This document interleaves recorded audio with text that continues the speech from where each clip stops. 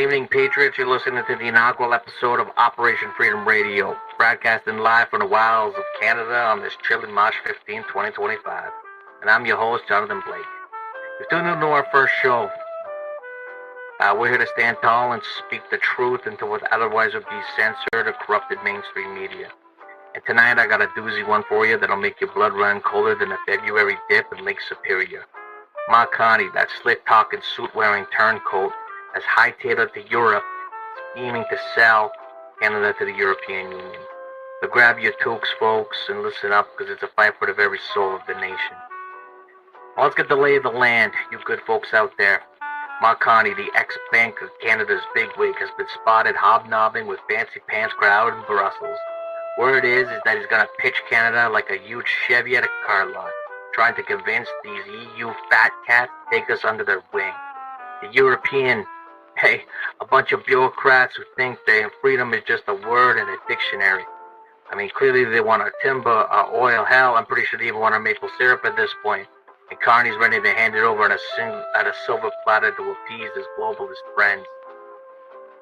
But here's the rub, this ain't a trade deal. This is about Canada surrendering everything we've fought for since 67, i.e. 1867.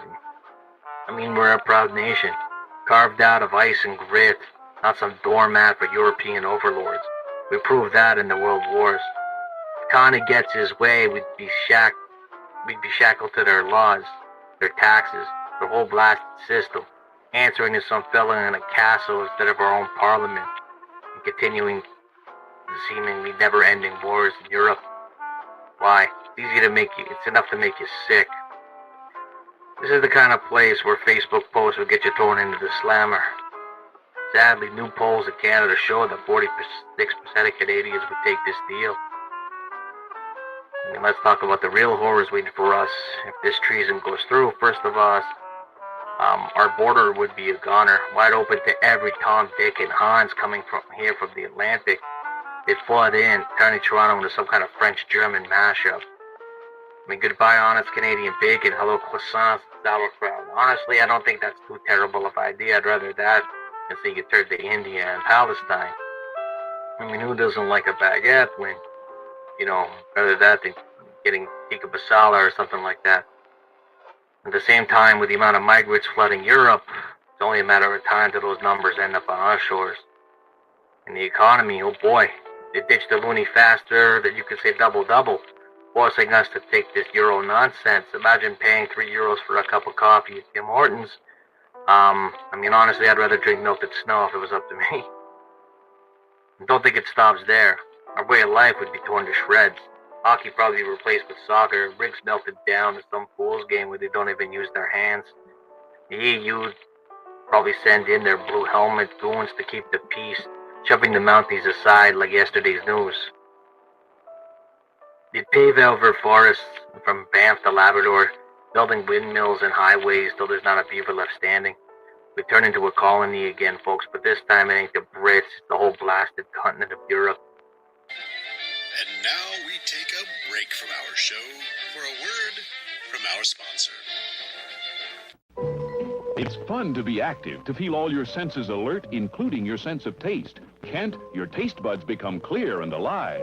Kent with the micronectar refines away harsh flavor, refines away hot taste. It makes the taste of a cigarette mild. Mild and kind. Kind tasting to your throat. Kind tasting to your taste buds. That's why you'll feel better about smoking with a taste of Kent. It ain't about progress, it's about control. Canada joins the EU, we lose our freedom, our spirit, our very identity.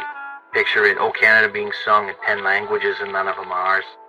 While some bureaucrat in Belgium decides how much moose meat we're allowed to hunt.